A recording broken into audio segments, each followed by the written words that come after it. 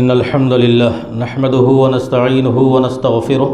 ونعوذ بالله من شرور أنفسنا ومن سيئات أعمالنا من يهده الله فلا مضل له ومن يضلله فلا هادي له وأشهد أن لا إله إلا الله وحده لا شريك له وأشهد أن محمدا عبده ورسوله أما بعد فإن خير الحديث كتاب الله وخير الهدي هدي محمد صلى الله عليه وسلم وشر الأمور محدثاتها وكل محدثة بدعة وكل بدعة ضلالة وكل ضلالة في النار فأعوذ بالله السميع العليم من الشيطان الرجيم بسم الله الرحمن الرحيم يا أيها الذين آمنوا اتقوا الله حق تقاته ولا تموتن إلا وأنتم مسلمون يا أيها الناس اتقوا ربكم الذي خلقكم من نفس واحدة وخلق منها زوجها وبث منهما رجالا كثيرا ونساء واتقوا الله الذي تساءلون به والأرحام إن الله كان عليكم رقيبا يا أيها الذين آمنوا اتقوا الله وقولوا قولا سديدا يصلح لكم أعمالكم ويغفر لكم ذنوبكم ومن يطع الله ورسوله فقد فاز فوزا عظيما وقال الله عز وجل بسم الله الرحمن الرحيم قل هو الله أحد الله الصمد لم يلد ولم يولد ولم يكن له كفوا أحد۔ سب سے پہلے تمام قسم کی حمد و ثنا، بڑائی اور کبریائی اور بزرگی اس اللہ عز و جل کے لیے لائق و زیبا ہے جس نے ہمیں اور آپ کو اس دنیا کے اندر پیدا فرمایا۔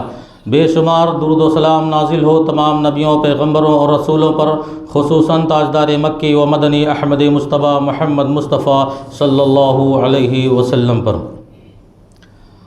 سامعین حضرات،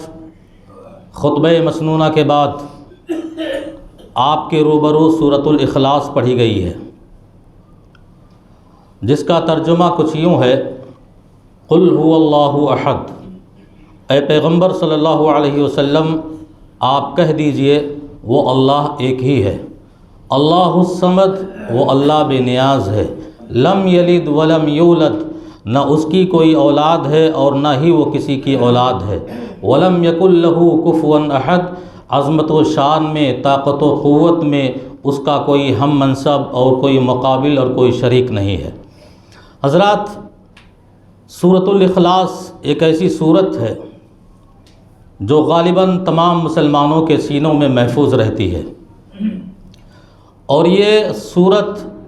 قرآن مجید کی ان سورتوں میں سے ایک ہے جس کی فضیلت اور جس کی خوبیاں کتاب و سنت کے اندر بے شمار موجود ہیں۔ چنانچہ پیارے نبی صلی اللہ علیہ وسلم نے ارشاد فرمایا کہ جو بھی شخص سورۃ الاخلاص کو 10 بار پڑھ لے، اللہ رب العزت جنت کے اندر اس کے لیے شاندار مکان اور گھر تیار کرتا ہے۔ اسی طرح ایک صحابی تھے، اپنے چند ساتھیوں کے ساتھ سفر میں تھے، وہ نمازیں پڑھایا کرتے تھے، تو اپنی جہری نماز کی ہر رکعت میں وہ سورۃ الاخلاص پڑھا کرتے تھے۔ جب مدینے واپس آئے تو کسی نے جناب محمد رسول اللہ صلی اللہ علیہ وسلم سے شکایت کے طور پر یہ عرض کیا، اور آپ صلی اللہ علیہ وسلم نے اس صحابی کو اپنے پاس بلایا اور کہا آپ ایسا کیوں کرتے ہو؟ آپ اپنی نماز، جہری نماز کی ہر رکعتوں میں سورۃ الاخلاص کیوں پڑھتے ہو اور سورۃ الاخلاص سے اپنی رکعت کیوں ختم کرتے ہو؟ تو صحابی نے کہا اللہ کے نبی صلی اللہ علیہ وسلم مجھے اس سورت سے بہت محبت ہے، مجھے اس سورت سے بہت پیار ہے۔ تو پیارے نبی صلی اللہ علیہ وسلم نے فرمایا حبک ایاہ ادخلک الجنہ، کہ اے میرے صحابی، سورۃ الاخلاص کی یہی محبت تمہیں جنت کا حقدار بنانے والی ہے، سورۃ الاخلاص سے یہی محبت تمہیں انشاءاللہ جنت میں داخل کرے گی۔ تو سورۃ الاخلاص قرآن مجید کے اندر آپ دیکھیں گے سورۃ الکوثر کے بعد سب سے مختصر اور سب سے چھوٹی سورت یہ ہے، لیکن اس کی عظمت، یہ شان یہ ہے کہ اسی چند آیتوں میں اور چھوٹی سی سورت میں اللہ رب العزت نے توحید جیسے عظیم مضمون کو شامل کیا ہے۔ توحید، وہ توحید جس پر ہماری اور آپ کی نجات کا اور کامیابی کا دار و مدار ہے، یہی وجہ ہے کہ اللہ رب العزت نے توحید کے جتنے اقسام ہیں اور توحید جتنی مضبوطی کے ساتھ اس صورت میں ذکر کیا گیا ہے، صرف اس وجہ سے کہ صرف معنی کے لحاظ سے نہیں بلکہ الفاظ کے اعتبار سے بھی اللہ کے وہ تمام بندے جو اس پر ایمان لائے ہیں اس صورت کو زبانی اپنے سینوں میں محفوظ رکھیں۔ آپ دیکھیں ایک چھوٹا سا بچہ جو ہی ہمارے گھر میں پیدا ہوتا ہے، ہم اسے قرآن مجید کی کوئی صورت سکھلائیں، بتلائیں یا نہ بتلائیں، لیکن سورۃ الاخلاص اسے ضرور سکھلاتے ہیں۔ کیوں؟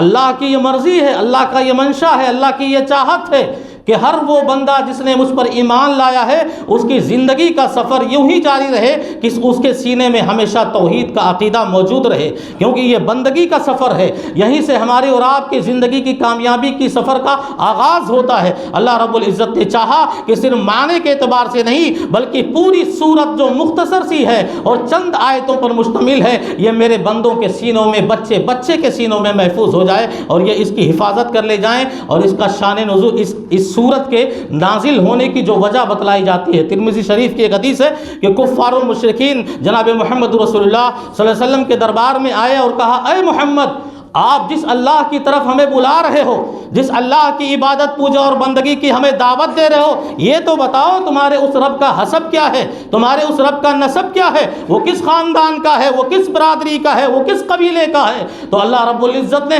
کفار و مشرکین کے اس سوال کا جواب دینے کے لیے سورۃ الاخلاص کو جناب محمد رسول اللہ صلی اللہ علیہ وسلم پر نازل فرمایا اور کہا، اے میرے نبی صلی اللہ علیہ وسلم، ان کفار و مشرکین کے سوال کا یہ جواب دے دو کہ رب العالمین ایسی ذات ہے جس کا کوئی حسب نہیں، وہ رب العالمین ایسی ذات ہے جس کا کوئی نسل نہیں، وہ رب العالمین ایسی ذات ہے جس کا کوئی خاندان نہیں، جس کا کوئی قبیلہ اور جس کی کوئی برادری نہیں، وہ اپنی اس کی عظمت اور اس کی پہچان یہ ہے کہ وہ وحدانیت میں اکیلا ہے، وہ تنہا ہے، یکتا ہے، بے مثال ہے، بے مثل ہے، لیس کمثلہ شیء وہو السمیع البصیر، اس جیسا اس کائنات میں کوئی نہیں ہے۔ اللہ رب العزت کی یہ صورت نازل ہوئی اور کفار و مشرکین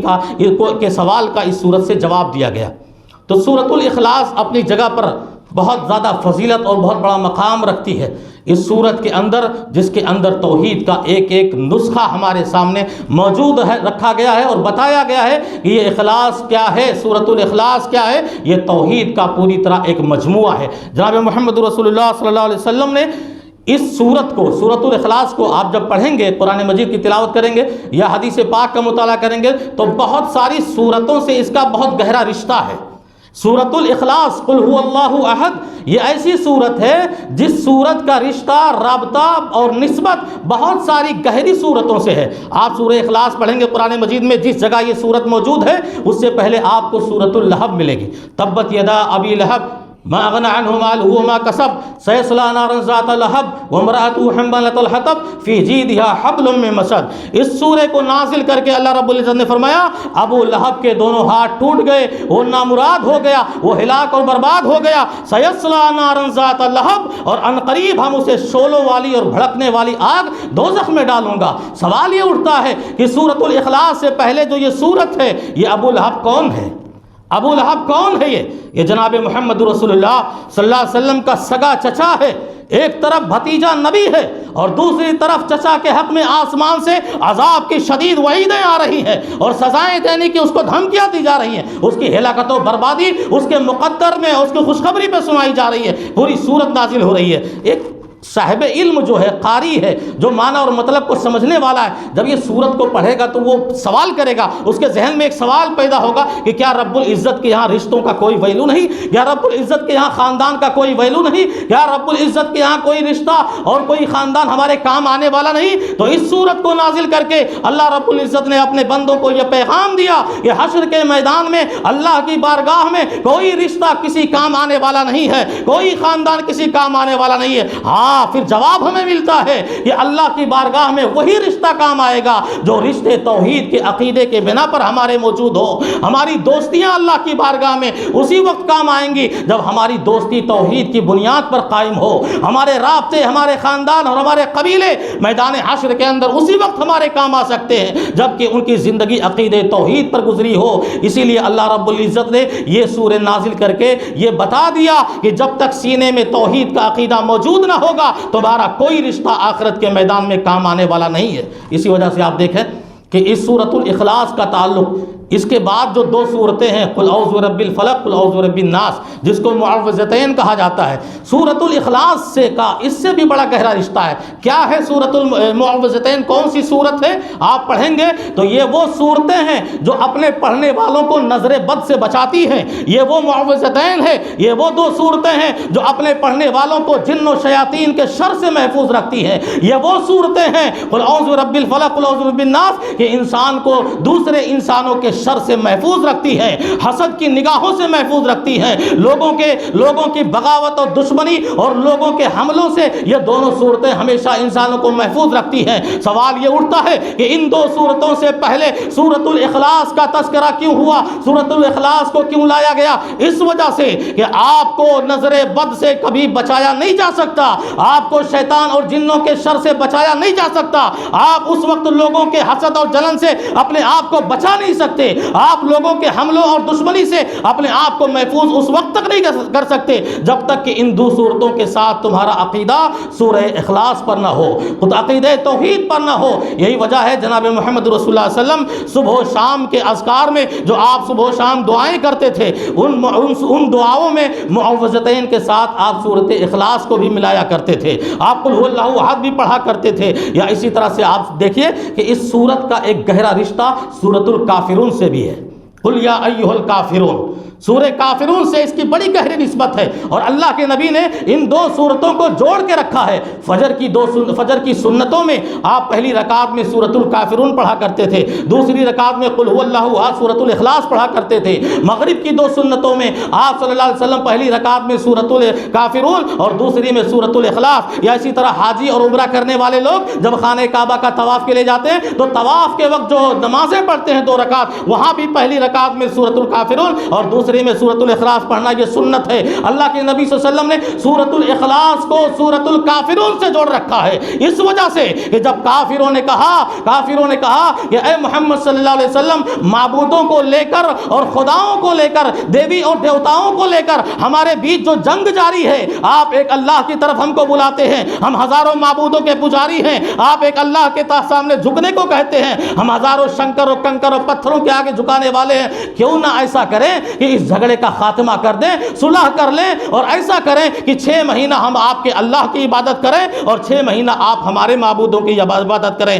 تو اللہ رب العزت نے اس سورۃ الکافرون کو نازل فرمایا، قل یا ایھا الکافرون، اے پیغمبر صلی اللہ علیہ وسلم آپ ان کافروں سے کہہ دیجئے لا اعبد ما تعبدون، میں اس چیز کی عبادت اور اس چیز کے سامنے اپنا سر ہرگز نہیں جھکا سکتا جس کے سامنے تم اپنا سر جھکاتے ہو۔ یعنی سورۃ الاخلاص میں توحید کا بھرا مجمع موجود ہے، اور سورۃ الکافرون میں شرک سے برات کا اعلان ہو رہا ہے۔ اور اللہ کے نبی جناب محمد رسول اللہ صلی اللہ علیہ وسلم نے ارشاد فرمایا کہ وَإِن قُتِلْتَ أَوْ حُرِّقْتَ، عقیدہ توحید پر اس طرح قائم رہو کہ اگر تمہیں قتل بھی کر دیا جائے، اگر تمہیں آگ کے حوالے کر کے جلا دیا جائے، یہ ساری چیزیں تم منظور کر لینا، اپنی جانیں تم گنوا دینا، لیکن اللہ کے ساتھ کبھی شرک نہیں کرنا۔ تو یہ سورۃ الاخلاص جو توحید پر قائم ہے، اور سورۃ الکافرون جو شرک سے بچنے کی ہمیں تاکید کی جا رہی ہے، شرک سے بچنے اور اس سے محفوظ رکھنے کی ہمیں تعلیم دی جا رہی ہے، ان دونوں صورتوں سے بڑا گہرا رشتہ ہے اور بڑا گہرا تعلق ہے۔ اسی طرح آپ دیکھیے سورۃ الاخلاص، ایک آیت آپ پڑھتے جائیں گے،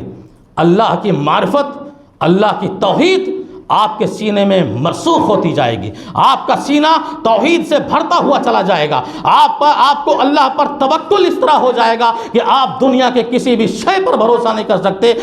الا یہ کہ آپ اپنے اللہ کے پر بھروسہ کریں۔ آپ دنیا میں کسی چیز کا سجدہ نہیں کر سکتے الا یہ کہ آپ اللہ کے سامنے اپنا سر جھکائیں۔ اللہ کیا فرماتا ہے؟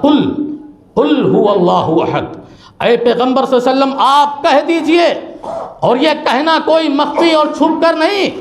بلکہ علل اعلان بربلا کھلا اعلان کیجئے، گلیوں میں، شہروں میں، مکوں میں، ملکوں میں، جہاں بھی آپ جائیں اور جہاں بھی مسلمان رہے، یہ تعلیم دی جا رہی ہے، قل آپ اعلان کر دو هو اللہ احد، وہ اللہ ایک ہی ہے، وہ اللہ ایک ہے۔ توحید ربوبیت بھی شامل ہے، اللہ آسمان و زمین کے درمیان جتنی مخلوقات ہیں سب کا خالق ہے، سب کا رب ہے، سب کو پیدا کرنے والا ہے۔ دنیا کے ذرے ذرے اور دنیا کے اندر بڑی سے بڑی اشیاء، اگر ان تمام چیزوں کا کوئی خالق ہے تو صرف اور صرف اللہ کی ذات ہے۔ ان غیر اور ان مشرکوں اور یہ غیر اللہ جن کے یہ پجاری ہیں، ان کے اندر تو اتنی طاقت نہیں۔ اللہ نے فرمایا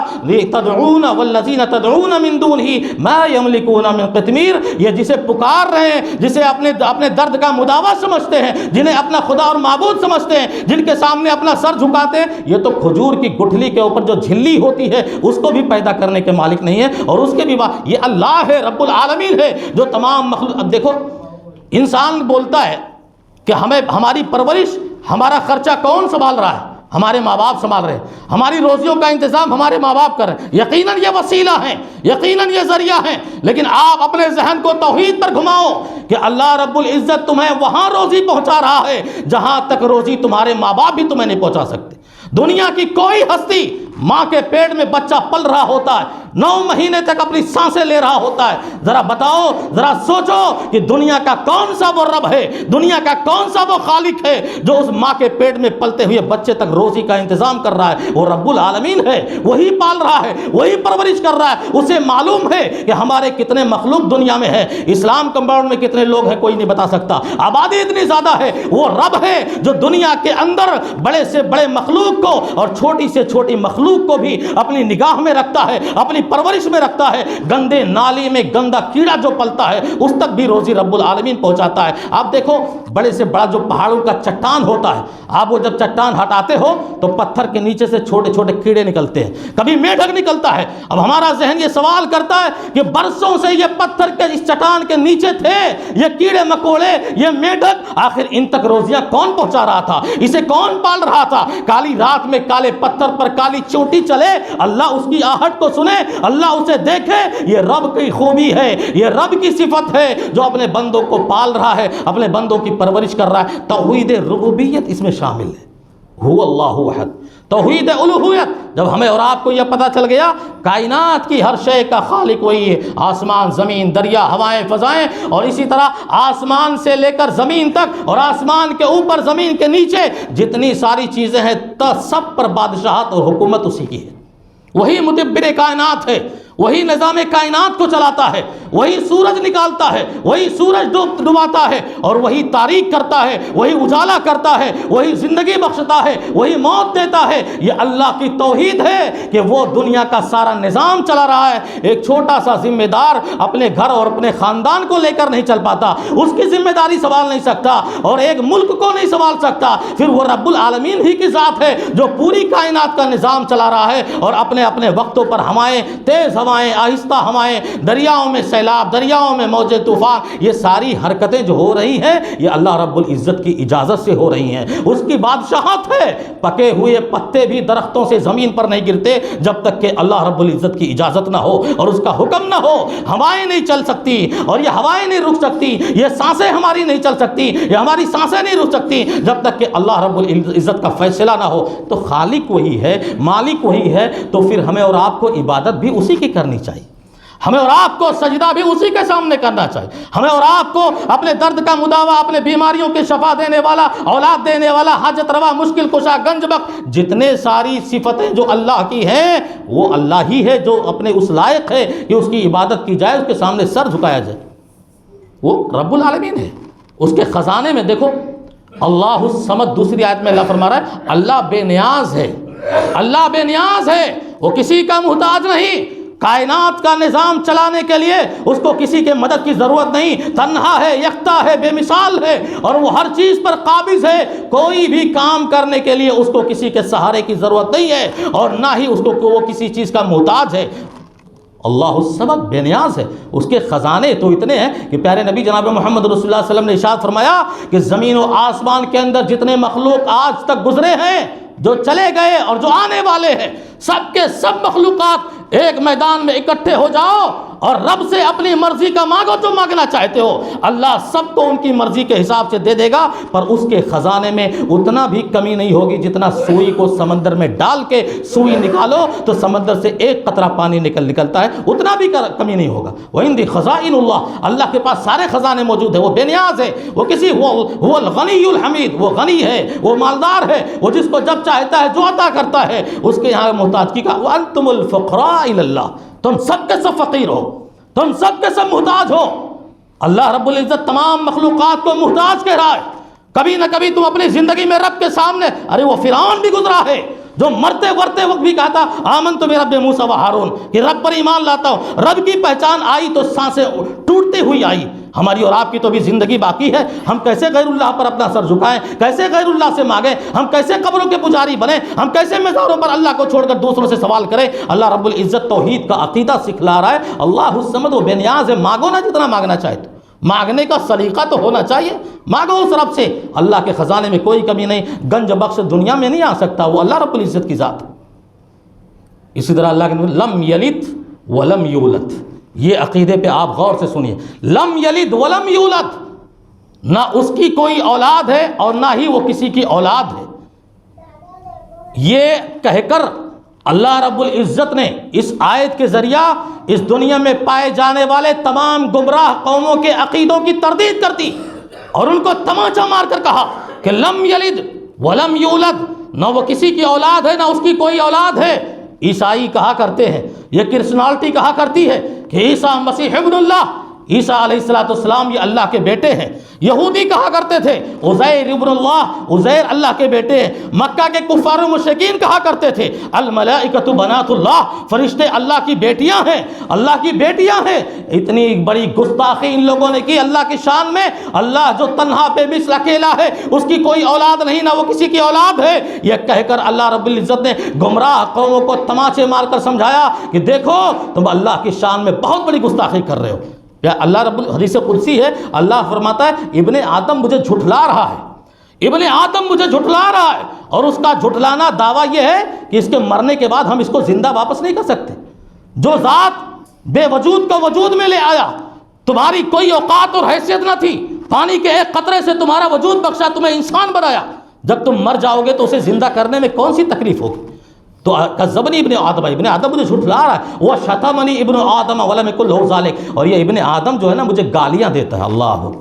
ابن آدم، آدم کی اولاد مجھے گالیاں دے رہی ہے، اور اس کی گالیاں کیا ہے؟ وہ رحمان جو اکیلا ہے، بے مثل ہے، اس کے لیے اولاد کا دعویٰ کر رہی ہے کہ رحمان نے اولاد بنا رکھی ہے۔ اور یاد رکھو یہ اتنی سخت گالی ہے کہ زمین سن کر بے چین ہو جاتی ہے۔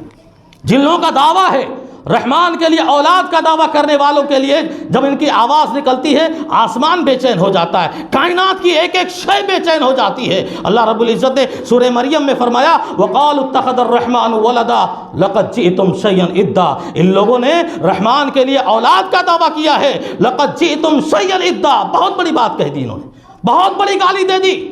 تَكَادُ السَّمَاوَاتُ يَتَفَطَّرْنَ مِنْهُ، قریب ہے کہ آسمان پھٹ کر زمین پہ گر جائے۔ وَتَنشَقُّ الْأَرْضُ، زمین میں شگاف آ جائے، زمین میں زلزلے آ جائیں، زمین پھٹ جائے۔ وَتَخِرُّ الْجِبَالُ هَدًّا، یہ بلند و بالا پہاڑ ٹوٹ کر چور چور ہو جائیں، ریزہ ریزہ ہو جائیں۔ یہ اپنا ریئیکشن دکھانا چاہتی ہے، کیوں؟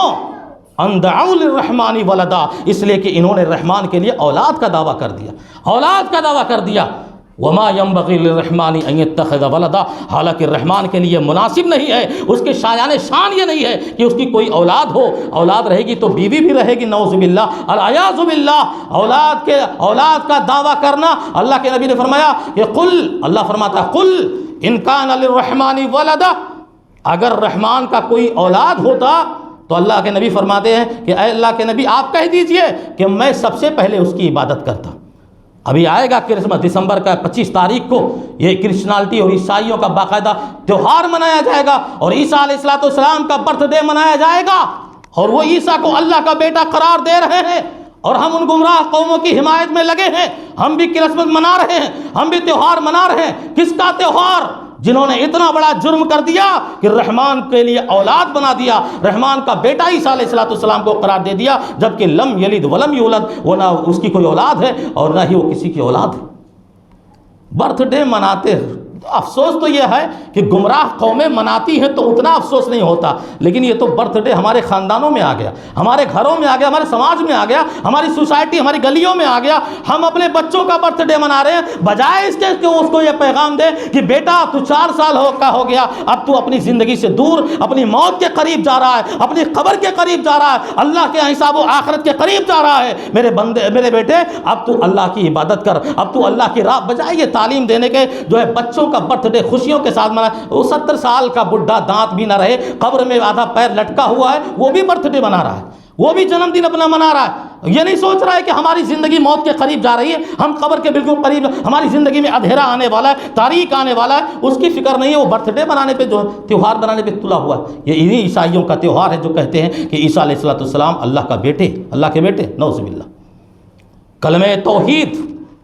لم یلد ولم یولد ولم یکن لہ کفوا احد۔ اللہ نے کہا کہ زندگی میں، دنیا میں اس کی طاقت، اس کی قدرت، اس کی شان کے مقابل اس کا کوئی شریک نہیں۔ وہ طاقتور ہے، وہ سب کچھ ہے، اس کا ہم منصب، اس کا کوئی شریک نہیں۔ اور اللہ کے نبی جناب محمد رسول اللہ صلی اللہ علیہ وسلم نے اس صورت کے ذریعہ ہر بندے کے دل میں یہ پیغام دینا چاہے، اللہ رب العزت اپنے بندوں کو یہ تعلیم دینا چاہے کہ زندگی کی آخری سانس بھی ٹوٹے تو عقیدہ توحید پر ٹوٹے، اس لیے کہ توحید ہی ہماری کامیابی اور نجات کا ذریعہ ہے۔ جناب محمد رسول اللہ صلی اللہ علیہ وسلم نے فرمایا کہ حشر کے میدان میں یخرج من النار،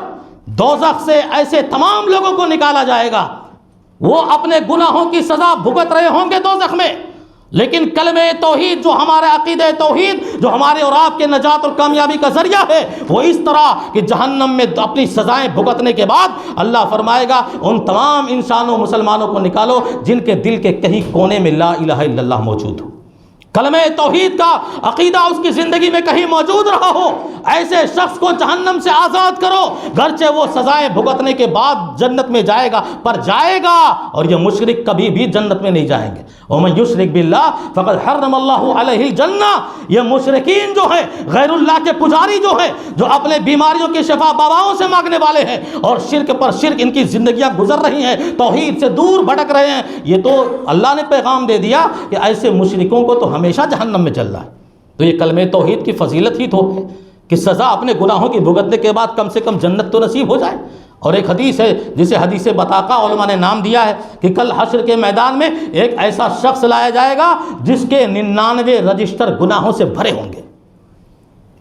گناہوں سے فرشتے 99 رجسٹر تیار کر کے رکھے ہوں گے، ترازو کے ایک پلڑے پر رکھا جائے گا۔ وہ بندے سے اللہ کہے گا بتا یہ تیرے گناہ ہے کہ نہیں ہے، یہ تیری بغاوت اور نافرمانیاں ہے کہ نہیں ہے؟ وہ بندہ اقرار کرے گا، جھوٹ کیسے بولے گا اللہ کی بارگاہ میں؟ وہ اقرار کرے گا اللہ واقعی یہ ہماری زندگی کے گناہ ہیں، یہ ہمارے زندگی کے جرائم ہیں، یہ ہماری زندگی کے جو ہے ناکامیاں ہیں، تیرے سے بغاوت ہے، سب کچھ بندہ اقرار کر لے گا۔ پھر اپنا منہ، اپنا چہرہ جہنم کی طرف کر لے گا کہ اب حشر کیا ہوگا، اب انجام کیا ہوگا جب سارے 99 رجسٹر گناہوں سے بھرے ہیں۔ وہ بندہ یوں ہی پلٹ کے دوزخ کی طرف جانے لگے گا۔ اللہ فرمائے گا اے میرے بندے رک جا، رک جا، ابھی تیری ایک نیکی میرے پاس باقی ہے۔ وہ بندہ حیرت میں آئے گا کون سی نیکی ہے جو اللہ کے یہاں ہماری باقی ہے؟ اللہ فرشتوں سے کہے گا لاؤ بطاقہ لاؤ، اور وہ ATM کارڈ کی طرح چھوٹا سا کارڈ ہوگا، اللہ رب العزت فرشتوں سے منگائے گا، کہے گا اس کی ایک نیکی موجود ہے، لاؤ اس کو ترازو پر۔ ترازو کے ایک پلے پر 99 رجسٹر گناہوں کے رکھے جائیں گے، اور دوسرے پلے پر وہی ATM کارڈ کی طرح بطاقہ رکھا جائے گا، اور دیکھا جائے گا، حیرت کی آنکھوں سے دیکھیں گے لوگ کہ 99 رجسٹر گناہوں کا پلڑا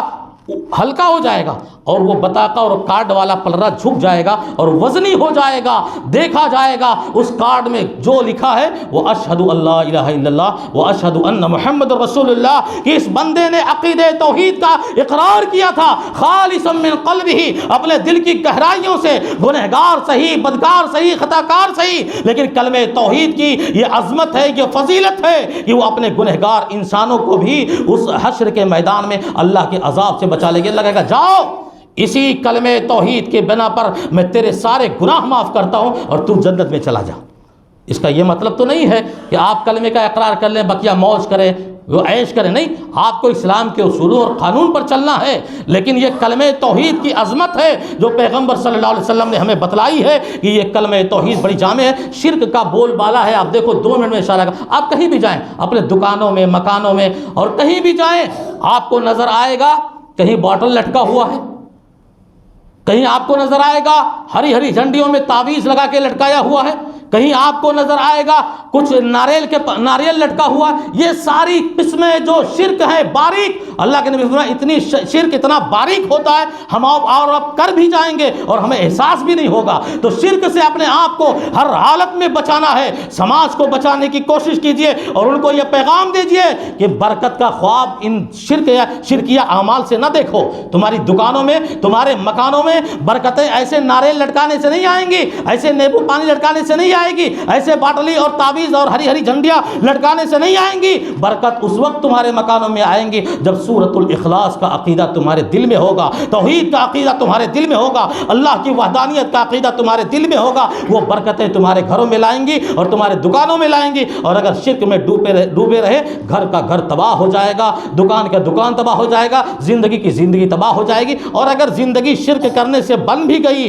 دنیا کی زندگی سنور بھی گئی، تو یقین رکھو کہ مشرکوں کی آخرت کبھی سنورنے والی نہیں، وہ ہمیشہ برباد ہو گے اور ہمیشہ جہنم اور دوزخ میں جلیں گے۔ اللہ رب العزت سے دعا ہے الہ العالمین ہم تمام مسلمانوں کے دلوں میں سورۃ الاخلاص سے محبت پیدا کرنے کی توفیق عطا فرمائے، ہمیں زیادہ سے زیادہ اس کو پڑھنے کی توفیق عطا فرمائے۔ ثلث قرآن ہے یہ، آپ ایک بار پڑھیں گے قرآن کا 10 پارہ گویا آپ نے پڑھ لیا، ثلث قرآن قرار دیا۔ کون جانتا؟ بچوں کو بتاؤ، ایک بار سورہ اخلاص پڑھ لو، قرآن مجید کے 30 پاروں میں سے 10 پارے کا آپ کو ثواب پڑھنے کا ملتا ہے۔ ایسی ثلث قرآن کے بارے میں اللہ کے نبی صلی اللہ علیہ وسلم نے اور تشریح فرمائی، کبھی موقع ملا تو آپ کے سامنے بتایا جائے گا۔ الہ العالمین سے دعا ہے کہ جب تک ہماری زندگی قائم رہے، ہمارے سانسوں کا سفر جاری رہے، ہماری زندگی کا سفر جاری رہے، الہ العالمین سورۃ الاخلاص عقیدہ توحید پر قائم اور دائم رہے، اور ہماری جب موت آئے الہ العالمین اخلاص اور توحید پر آئے۔ وآخر دعوانا الحمدللہ رب العالمین۔ بارک اللہ لنا ولکم فی القرآن ونفعنی وإیاکم بالآیات والذکر الحکیم، انہ تعالی جواد کریم ملک بر رؤوف رحیم۔